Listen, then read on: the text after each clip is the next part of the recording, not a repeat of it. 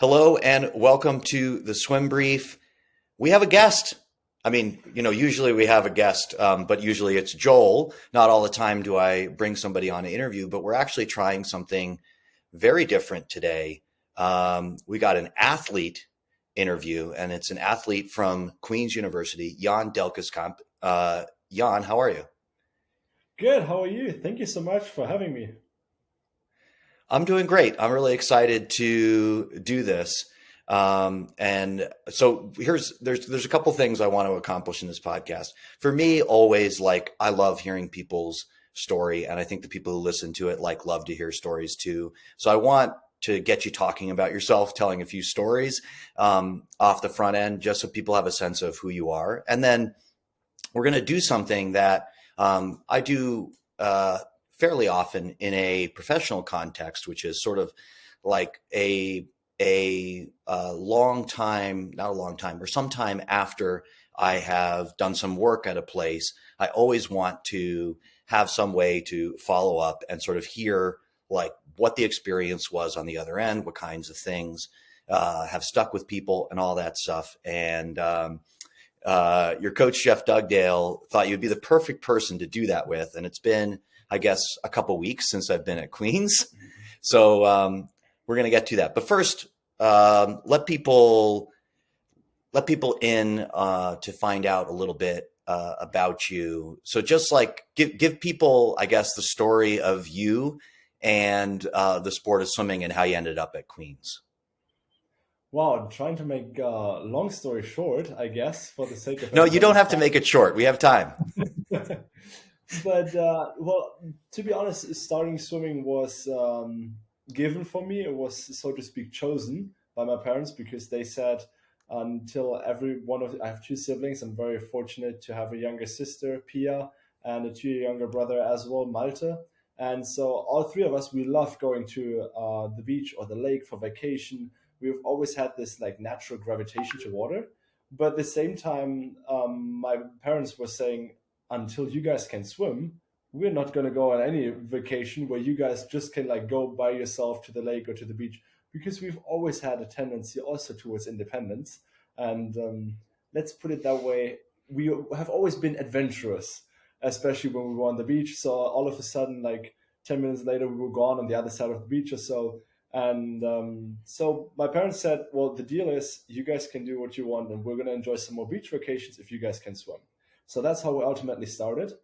And after we then had the first level of elementary swimming, I would call it, you get a small little golden dolphin once you're capable of swimming in Germany, at least at our home club. Our parents were saying, whatever you guys choose, you don't have to swim anymore. Feel free to do whatever you want in your free time. Yeah. And so my initial reaction was shoot, now I was supposed to start swimming, but actually I quite enjoy it. So I told my parents I would like to continue swimming, my siblings the same. And at some point, especially when you practice more and more, you increase it from 2 to 3 times to 4 times a week. And if you at some point end up at 6 times a week, I was playing tennis back in the day. At the same time, your tennis schedule starts conflicting with swimming. So my choice was to keep swimming. I stopped playing tennis, and over time, yeah, the And sorry, I want to interrupt to ask this question. How old were you when you were still playing two sports kind of seriously? What point did you make that shift? it was until 2010, so I was 11. Okay. And at the age of 11, I decided to then say, okay, swimming is my goal. That's what I want to do professionally. That's what I thrive the most for. That's what I enjoy the most, and where I have the most people that I can rely on, that I very much appreciate being around. Yeah, and so my two siblings, I think at some point, yeah, we seem to be genetically connected to each other. They decided to go the same, and so we switched clubs from Wermelskirchen, which is our hometown, small 30,000 people live there, a smaller city in Western Germany. And then we decided to go to Wuppertal, which is with 350,000, 10 times the size. And they had a federal swimming club there. So they were actually an official club who allowed young professional swimmers with the aspirations of going to national team to pursue their athletic goals and also allow them to go to high school there. So pretty early, I decided then to go that route. But I never thought I would ever go abroad, to be honest. English was one of my subjects that I least enjoyed, probably, so to speak, in school. And so what I did was I had everything laid out. I've always been very passionate about civil aviation. I thought I would start working at an airport, study at the same time, keep swimming in Wuppertal. Everything was laid out perfectly until in January 2018, before I came to Queens. The program manager emailed me, well, Jan, like, congratulations, we would love to have you, but we're going to discontinue the program. And my initial reaction was like, wait, so that means my plan A, so to speak, the dream that I had for the rest of my life, just got eradicated. So what's plan B? And I've been so zoomed in on plan A that I was like, oh, it will work out. Where there's a will, there's a way. But yeah, so German short course nationals came around. They were pretty successful, luckily. Not only lots of fun, but also fast swimming in my events. I'm a breaststroke and individual medley swimmer. And so someone from an organization reached out to me, was like, hey, have you ever thought about studying in the US? And I was like, to be honest, I have not. I haven't considered even going abroad yet. And so I talked to my swim coach, and I knew I was past the recruiting deadlines pretty quickly. So usually people don't start considering going to the States 6 months before they actually go, especially with the visa processes and everything. So what I did is I reached out to my coach, and he was saying, hey, I actually have a friend who back in the day did a volunteer assistant coaching, I think at Texas Longhorns, and then also has some experience with Michigan swimming. So he knows a couple head coaches there, and he knew Jeff Dugdale.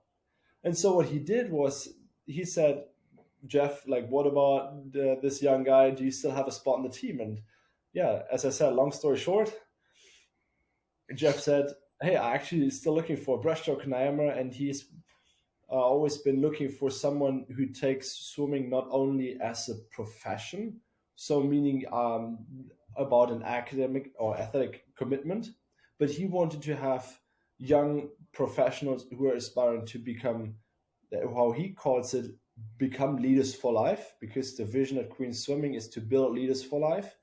And so the academic goals and in combination with my athletic goals and what I want to become overall as a person, very much resonated with him. And so I got a spot. I signed with Queens then in May. And to be honest, while it was actually like initially, so to speak, plan B, it's been the best decision of my life, to be honest. Yeah, now luckily I got to spend the 5th year here with Queens Swimming and my teammates, my family here. And I'm going to graduate in May. It's crazy how time flies when you enjoy it. So many questions I have based off that conversation, and I just want to highlight. I want to highlight a few pieces of this because this is the stuff that interests me, and the whole point of this podcast really is like stuff that interests me, and I just hope that some other people will also be interested in the same thing. But I am always, when I'm listening to somebody's story, I'm aware of how like the world as you perceive it through the sport of swimming unfolds slowly, and like the what you perceive as the world just changes. And so like I grew up in Massachusetts, in the United States, and I started swimming, and my whole world was like local, like New England swimming stuff. And then I went away to college, still in New England, but that was sort of a different experience. And then I got out into the coaching world, and it started exposing me to like what was going on in the rest of the United States. And then I sort of got exposed to stuff abroad. So these new pieces kept unfolding to me, and I can hear it in your story too, that, so I wanted to learn to swim so I could be independent on vacation. So like I did that. And I found I liked it a bit. And then, you make these series of decisions to sort of expand your world. What I always find interesting, and I'm not going to make you do this for every level that you were at, but what I think one of the strengths and one of the coolest parts about American collegiate swimming is, and even a place like Queens is, you get people from all over the world, right? So it's like the United Nations, representation in a single swim team, and everybody brings a little bit of a different experience coming up. I wonder if you could say one thing, for somebody who, like me, who's never swum in Germany. I've never like coached in Germany. I never made it across the border when I was in Denmark for a swim meet or anything. I did go to Zurich once, so that's pretty close, I guess. But um, what is something that, some reflection you have on your time coming up in Germany that you think probably a lot of people, or as you've encountered people in the rest of the world, they don't seem to understand or have had the same experience that you had? Great question. And there are a lot of various different differences between the system itself. Here in the US, I feel like the most privileged position we can have, the most privileged experience, is that swimming is a team sport. Well, you're Hmm. always, of course, race in your own lane and you have your own times. It's like, in the end, it's up to you. When you stand on that block, it's your race and it's your Right. decision that are going to impact your performance. But ultimately, you don't do it solely for yourself, but you do it for team score, for winning an NCAA championship with the people around you. And most importantly, you're never in those situations, no matter whether they're pressures or emotional or all these different layers of the sport of swimming that you can imagine. You're never in those yourself. You get to experience them, you get to share them with your teammates. And I think that is Hmm. the one of the most wonderful elements of the sport, of the world of sports in general, but then also about the perspective that USA Swimming and the NCAA system and Queen's University on a college level provide you with, is that you get to share those memories with people around you. Because ultimately, I'm a very strong believer in you're only as good as the people you're surrounded by. And so once you actually get to practice, get to experience, get to learn from your teammates, from your coaches, from this entire, yeah, we call it royal family here at Queens, for example. That's when you take your I love swimming that. to the next level, not only in terms of your athletic performance in the pool and your times, but especially if you look at the transformation of when you've graduated from high school and then going to graduate from college. Everybody should have at least seen some kind of personal development over that time. And I think that is the most fundamental, because when you've had an interesting point earlier when you mentioned about this journey and about the people that I met and about the transition from Europe then here to North America, and I feel like swimming, since I started, even when I just wanted to learn to swim for the vacations on the North Sea back at home in Germany, I think swimming has been like a path, like a guidance, a little bit functioning like a compass through my life. It has accompanied, it's been one of the most predominant things. But it's not about what ultimately results out of it. So whether I'm going to be making the Olympics or the World Championship or the national team, or whether I'm becoming NCAA champion, it's not solely determined the success of that you have by what you accomplish in terms of titles or awards, but it's about that personal journey of embracing challenges, of getting provided with unique opportunities that a lot of us don't have, usually in real life, and realizing, recognizing this privileged situation, and then capitalizing on it by um, spending time making memories with your friends, learning from mentors, learning from other leaders, and also that's one of the fundamental parts of college and a college team environment. It's not only about that you get something out of it yourself, but asking yourself, what can you give back? What is something that you can do in favor of the team? How do you want to make sure between August 2018, when I started swimming at Queens, and May 2023, when I'm going to graduate? Unfortunately, there's no such thing like a sixth year as of now of eligibility. But how do I want to make sure that from the point I entered to the point that I've been done collegiately swimming, I purposefully didn't say the point I left, because I feel like once you've been part of the family, you will always be part of the family.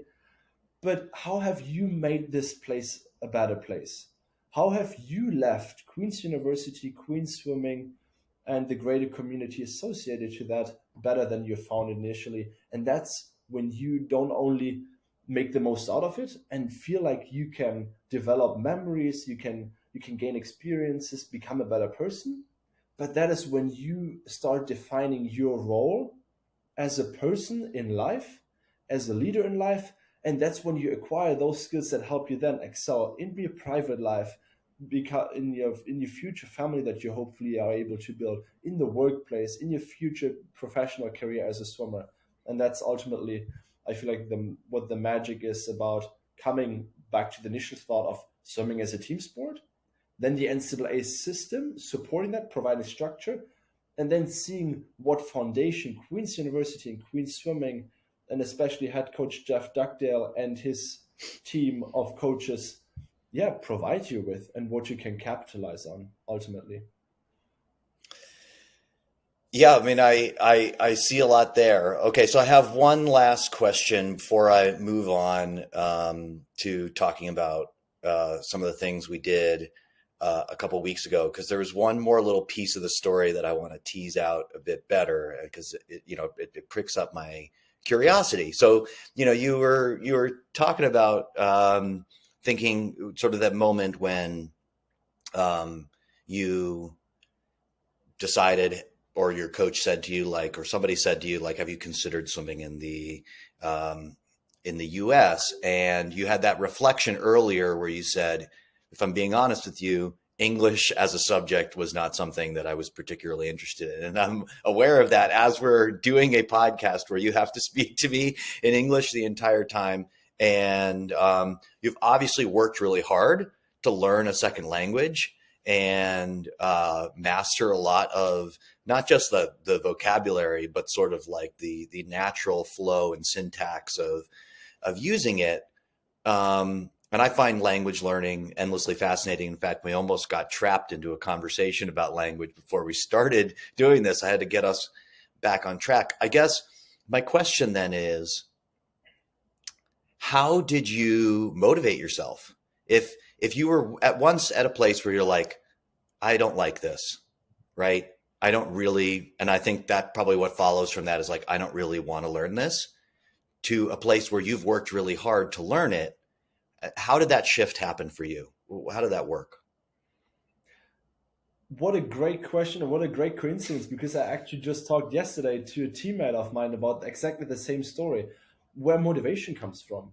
And Mm. ultimately, I truly believe motivation comes from purpose. And I'm going to elaborate a little bit of where this line of thought is coming from.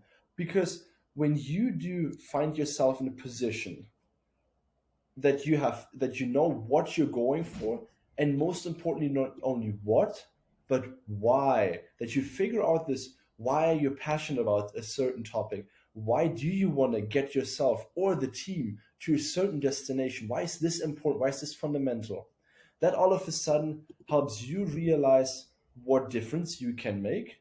And that transitions and very much applies also to your personality. So usually something that you're passionate, that you're interested about, what also applies to your strength. So it helps you put yourself into the bigger picture. And when you then have that purpose and apply yourself to that purpose, then you all of a sudden can figure out, in this team environment, what role can I play? And automatically coming from that role, what impact can I play? And when you start seeing that impact, hey, when you sit back and recognize, this is what I've been a part of, this is what I was able to help myself, more valuable to somebody else, or in ideal case, this is where I was able to lift our royal family to the next level. That's when you start getting this adrenaline kick and this feeling of excitement of, well, we've achieved this. What's the next? What's the next level? What can I achieve? What can we achieve more on a personal level, on a teammate level, on a team level? And when you've figured out that initial purpose, identified your role, and start recognizing your impact while also appreciating the impact that others do have on you, allowing you to thrive, that's when it becomes like, I would call it maybe a positive version of the vicious cycle, that you then find yourself in the position of, great, now I've seen like purpose, now I see my impact. That drives motivation, and your motivation of, hey, what is the next level? And then you try figuring out opportunities. Where else can I make an impact? Where do we want to go? Why do we want to go there? What is my purpose? What can be my role in that purpose? And how can I recognize then my impact? And then it starts becoming an interesting and very insightful story. Yeah, very much what you're saying, I think, mirrors my own experience with learning other languages. I love studying other languages because it allows me to understand more people from more places and just get more information that otherwise, is locked behind a code, right? I can't get access to it. So it's like I have, I just want to know more about various things. And initially it started, I was a college coach and I was recruiting, and I wanted to know everything about people that I could possibly about people that I was recruiting. So I would learn a little bit of Italian so I could get on an Italian website and, do some research on, recap from a swim meet or results from something. I could find the things that I wanted to, and it was like I didn't have to try in those instances to actually get better at understanding various languages. It just sort of came. I think the process that you're describing, positive psychology, actually, this is a perfect transition for what else we're going to talk about. Positive psychology has a term for that. We call it a virtuous circle, right? Mm-hmm. So when you say the opposite of a vicious cycle, it is, we gave it, virtuous circle. It's almost the same, right? But it's just different. It's like, you put something of yourself into it, and the payback, what you draw from it is almost always more, right? And so it creates a cycle whereby you want to keep investing yourself into something more than just you, because it's such a great experience doing it. And a lot of people and a lot of us, I mean, I know I have many instances in my life where I have closed myself off from that process, and that's always worth investigating as well, right? Or why you end up getting into those places. But that's a complete aside. All right. Now, before I ask you questions, I did say we were going to move on, but I do just want to pay you one compliment that I don't know, even somebody might be watching the video version of this, you might get a flavor of this, but I want to say that when I go out and I speak, one of my quirks is that I am extremely aware of people's body language while I'm giving a talk. Okay. It's been a secret weapon for me, actually, when I do like one-to-one coaching and I do video coaching and stuff. I can interpret a lot of nonverbal communication from people, just the way that they like, sort of the way their face looks, the way their eyes look, everything looks. I want, for every other time I have to present, I want Jan in the audience, because his body language you're the best body language I've ever seen from somebody every time. Because I'm talking and like, I want to connect with people in the audience. So I'm looking around, I'm making eye contact with people. And every time I looked at you, you had this like broad smile on your face. You were open. You were like engaged in what was going on. And I just like, it filled my heart up. Like I looked at you and I just went, this is going really good right now. Like I'm really killing it with this presentation. And so thank you for that. Now, I'm going to ask you a super open-ended question, and we're just going to go in whatever direction it takes us. Give me one thing that you've been thinking about ever since 2 weeks ago when I was there, something that we talked about in the course of that, that you've been continuing to ponder over, and let's just start having a conversation about that. That's going to be an interesting one to figure out where we're going to start. First, thank you so much for the compliment. I very much appreciate you not only recognizing but also complimenting and verbalizing it. It's maybe a small side note. One of the most interesting things that I've learned in high school, actually, goes into the same direction of what you just mentioned. Because what my teacher said in high school is, when you want to succeed at a presentation, take one of your friends in the audience and make sure they're on a regular basis, every 30 to 60 seconds, at least smiling or just slightly nodding, no matter what you say.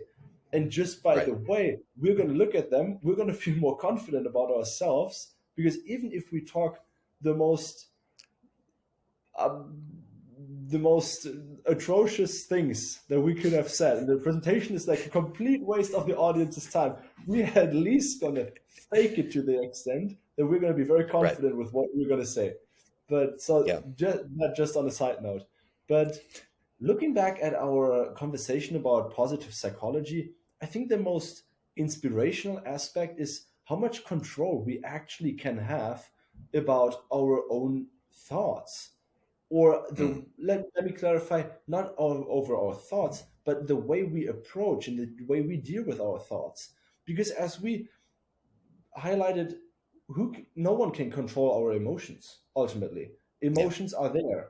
And our thoughts that are based or like the result of our emotions, if we can't control our emotions, it's hard to control our thoughts. But then taking the approach and saying, well, we might not be our thoughts ourselves, so that we stop identifying with those and letting them play with us and our mindset. What about taking the thoughts and imagining we are the consciousness where our thoughts come and go, so that we all of a sudden, from an embodiment of our thoughts, go into the position of, hey, let's observe what we're thinking.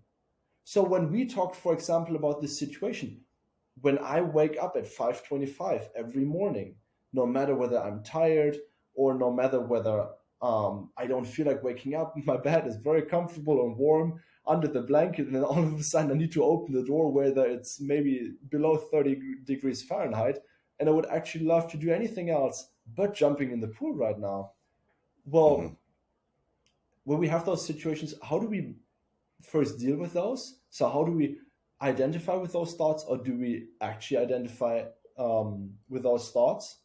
Asking you that question. Then on the second layer, when we then transition the topic into the aspect of motivation. So what motivates us to ultimately get up, going, and jump in the pool at 6 a.m. in the morning?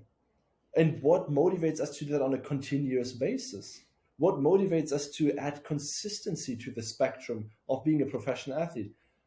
And the way that I have never, to be honest, earlier approached the question was with those aspects and with your theory of negative motivation, saying, if I don't, I won't. Or if I won't, I don't. And all of a sudden, I caught myself in very simple examples of, if I don't go to practice, I will let my teammates down. Or if I won't show up tomorrow morning, my coach might be disappointed.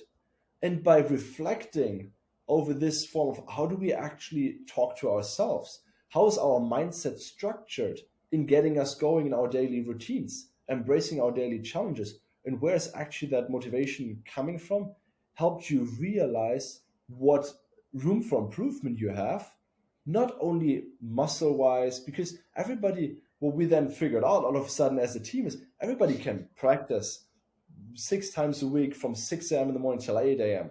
And everybody can go 4 times lifting. Everybody can go 5 times lifting. But what the most, or the easiest, not always the easiest, but one of the most essential parts of room for improvement for a professional athlete is their mindset. This is where a lot of people don't think about initially. And so I think that was the biggest enlightenment throughout our entire conversation, of not only realizing, hey, what is actually that gets us going, and what are our thoughts? Are we our thoughts?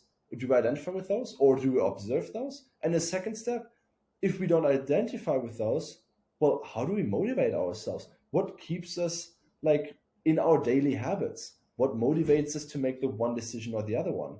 And when you start raising self-awareness like we did, that's when you very powerfully can start getting back to the question of control what you can control, because as we said earlier, you can't control what you're thinking, but you can control the approach to your thoughts.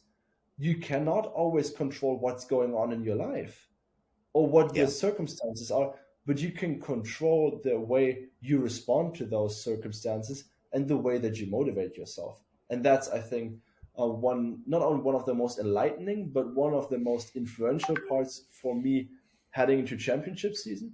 And most importantly for us as a team, of how do we want to set our mindset and how do we want to set this culture around our mindset that has then been like tweaked and a little bit enhanced comparison to beforehand, heading into our conference championship, our national championship coming up in March, and then ultimately, yeah, long course season, which is gonna provide us with numerous opportunities of then going to different national championships and further on to on the international stage. So Yeah. So even as you're listening to that, I mean, I had an example of this morning, Jan. So um, people that know me know that I also take like even though I am um, not purely an athlete anymore, like I take my own physical fitness, my training, I take that pretty seriously. And this morning, I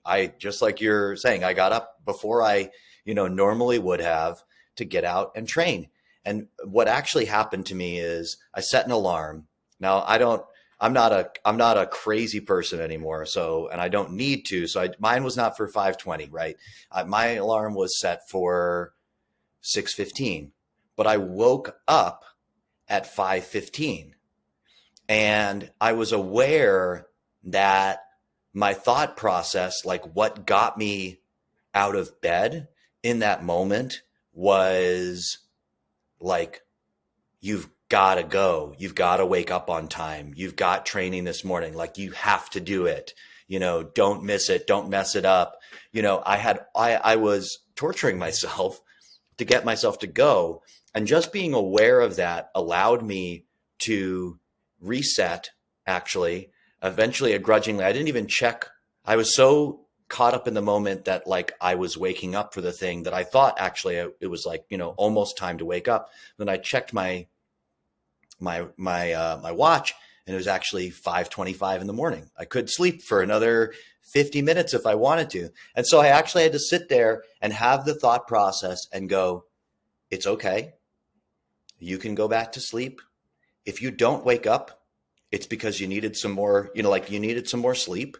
And nobody, including yourself, is making you go to this thing. Like you're 40 years old. You want to go work out this morning. You want to get a sweat and get your heart rate up and do some training, but you don't have to. Like there's nothing bad is going to happen if I don't go. Like everything's going to be fine in my life. Everybody that loves me is still going to love me. And yeah, I think with that story, what I have realized the older I get is that struggling with something, having a really hard time with something is the biggest gift you can possibly get. So that stuff on the end of motivation, I struggle with that personally a lot.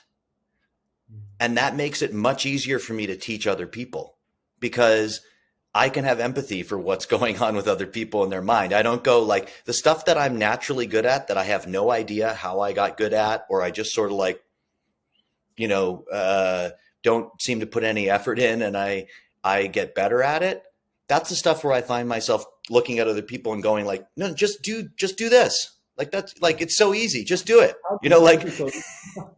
Yeah. How could you be having a hard time with that? Right. Like just do it. And that's like the least helpful, right? That's that moment when you turn to somebody who's, who's like feeling a little down and you just go, you just need to smile more. Or, somebody who's like really stressed out, you go, just relax, man. Like that's where you come from that point with the least helpful advice when you've really had a hard time with something.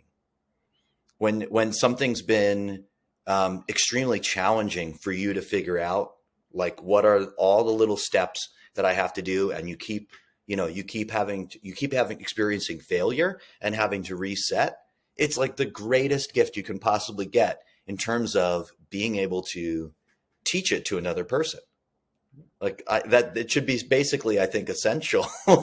Somebody in a teaching role, you should stick to the stuff that was really hard for you. Absolutely.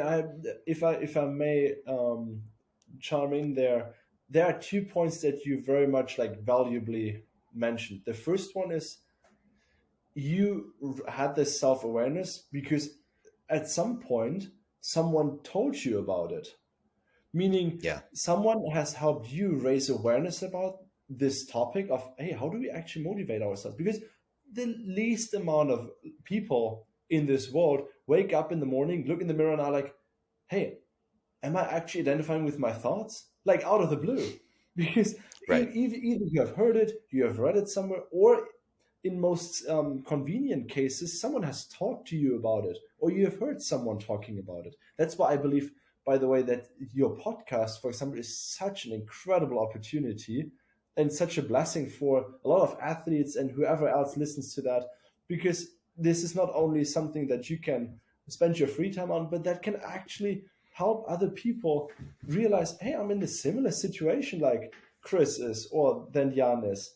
Well, they have tried out this and that. Maybe I can apply to my own life. And then in best case, what about helping others figuring those out? Because that goes back to my second point, besides the point of mentorship and why it's important to be in a team where you can learn and communicate with each other. Communication. Communication is so, especially in our generation, I feel like taken for granted because we have social media. We feel like we're continuously communicating via email, via Instagram, via Snapchat, that the actual core of communication is suffocating. The actual communication skills. Yeah, the quality of the communication is that there's a lot of quantity, but the quality is not there. Absolutely. And in terms of quality, when we think about communication, the majority of us associates unfortunately not listening, but associates talking. So that I communicate my information, my perspective, my viewpoint, my ideas to you, and I take for granted that you listen. But the most incredibly valuable part of communication is listening. And there's a difference between listening and genuinely listening.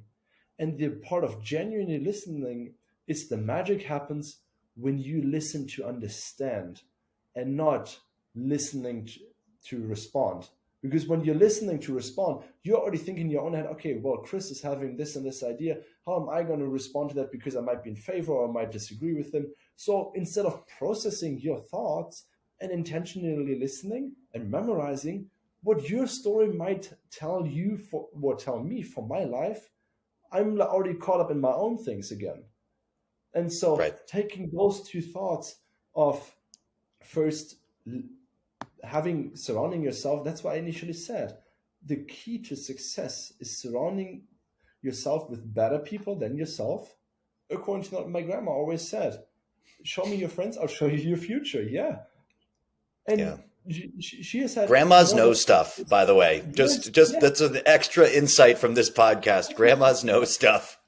Yes. Listen to your grandma. 84 years of experience now. She's had 84 years of experience. She must know. And so while you surround yourself with is incredibly important, but then when you're surrounded by those people, listen to them, but genuinely listen, pay attention. And then all of a sudden the conversation will be completely different in terms of the levels of effectiveness. That's at least my thought process and my perspective, or a little bit philosophy in terms of communicating. Yeah, I love the way you're talking about motivation too. I think coaching in Denmark actually probably had more influence on me thinking about this than ever, because again, and I'll go back to language, and you will probably relate to this, because I know the same is the case for German, in that Danish has, like 1/3 the number of words that English has, like total number of words, right? And they do a lot of the same thing that German does, is they make these compound words. They take existing words and then smush them together to form new words instead of coming up like in English. Many cases we've come up with a distinct new word, like so like I'm trying to think of an example of this, but I guess to focus back in on the topic of language, a lot of Danish kids would, I think that I coached or that I saw on other teams, they would say the way that they would describe, sort of being frustrated with where their motivation was at is that they would say they had lost their motivation. And they were talking about it as if like it was, it was their wallet, and they'd set it down somewhere and now they had no idea where it was, and if only they could find it again, right, they would be motivated to do that and the other thing. And it struck me as such a passive framing, right, of motivation in comparison to what you have just said, like the idea that your motivation is actually something you can train within yourself. It's a cognitive process, something you can develop. You can be thoughtful and aware of how it is you're motivating yourself to do things, how you're what directionality. You talked about purpose earlier, what directionality you have with the actions that you're taking and how that influences how you're ending up motivating in all these situations. So it's not a matter of something, like you either have or you don't have. Everybody's got some level of motivation. It's just a matter of, what is your process actually for influencing what your level of motivation is to do various things. It's totally correct. I could not more agree with you, because I feel like that ties the conversation back to the point where we were initially. So when we were talking about, well, how do you actually get to motivation? Well, you figure out purpose, but as you said, and then it like continues in that cycle. But as you said correctly, well, you need to have a right mindset in order to see through a lens of, hey, I want to figure out purpose. So you need to have your mindset in the right place to do so. And I'm very glad that you mentioned framing, because we say, and this goes back to Queen Swimming, where we say we have this theme of challenge or threat. Mm. But this is, in my perspective, just the starting point. When you start adapting, and I love how you have this emphasis on language, because I feel like language is not only the key to communication, but also the key in interrelational matters. Like when we talk interpersonally between the two of us, between teammates in college, and I feel like that should be way more emphasized.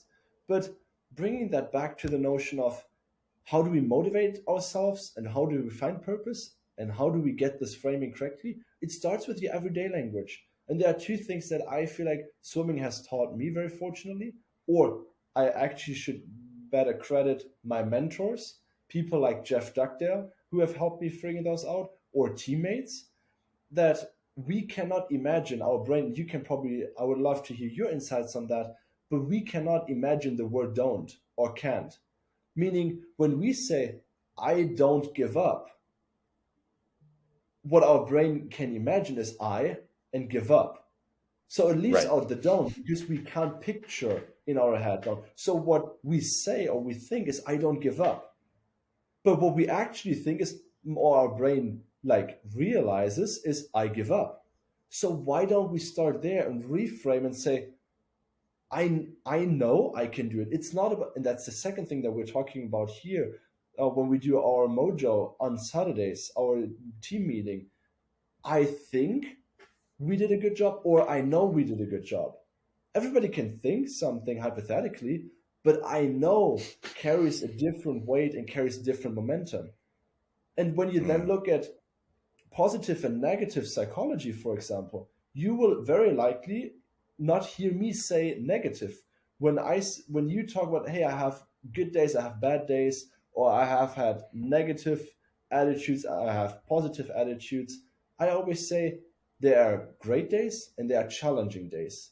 Because the difference between negativity and challenge is that in challenge, it still circumscribes the same day, probably the same events happening, the same circumstances that are unfortunate. But when you picture this word challenge in your brain, when your brain pictures that, then you have a mindset of, okay, let's embrace that challenge. So, challenge is something that might be tough, that you might not always enjoy, of course, but challenges are things that you can overcome. When you have your head all around negativity, it's hard to overcome. And so, for example, my dad always talked about framing in the word, it depends. You don't can always choose the balls you're playing with, but you can choose the table on which you're playing. So are you playing on the table of opportunities or challenges, or are you playing on the table of negativity and cans and don'ts? And I think that is Yeah. going back to your initial thought. This is where you have full control over. But it starts with self-awareness and starts with the people who help us raise the self-awareness. People like you who are very fortunate shared their insights, yeah, with Queen Swimming 2 weeks ago. Yeah, I'm gonna give you my last final thought on that, and then I'm gonna let you go because I know you got to go to class, and you've been great with your time. I just want to make one addition to what you said. I think it was a great, for lack of a better term, framing when you said, like challenging days. What I have noticed in a lot of high pressure situations or places where people are putting high expectations on themselves, they want to achieve something amazing. They want to push themselves really, really hard, is you can get caught in a cycle of thinking purely like your tunnel vision on how hard everything you're doing is. And if you can make that shift, if you can actually be aware that you're doing that and move it over to thinking about how challenging it is, then you allow yourself to take credit for the fact that you are doing the challenging things, right? Instead of being like, oh, life's so hard, you go, I chose a really challenging life and I'm doing it. Right? Think about how different that feels to say those different. In the first one, you're like a passive victim of everything that's happening, like you're just taking it. In the second one, you're the hero of the story. You're the person, who like in whatever your favorite, superhero movie is, found something in themselves to, like unlock a new level of superpower and save the day. So, there's so much power in being able to influence things on that end. Jan, you've been amazing. I think a lot of people are going to get a ton out of listening to this podcast. Thank you so much for coming. I think a lot of listeners, we're going to be cheering for you here as you move through the rest of your season. I know I am. And thank you to everybody for listening. You guys are with more and more listeners every week. And I really appreciate everybody for being willing to come on here and engage in some of this stuff and be interested in the same things that I'm interested in. If you want to see more positive psychology-based content, you follow me on social media, Christy_coach on Instagram. My website's Christy Coach. All the podcasts are hosted there as well. You can contact me through that. Facebook, Chris DeSantis Coaching. And this podcast is available on iTunes and Spotify, and also on YouTube. You can watch a video version of our two heads talking to each other, and you can see a little bit of what I'm talking about with Jan through his face while I'm recording this piece of the podcast. Thank you, everybody, and I'll see you again next week.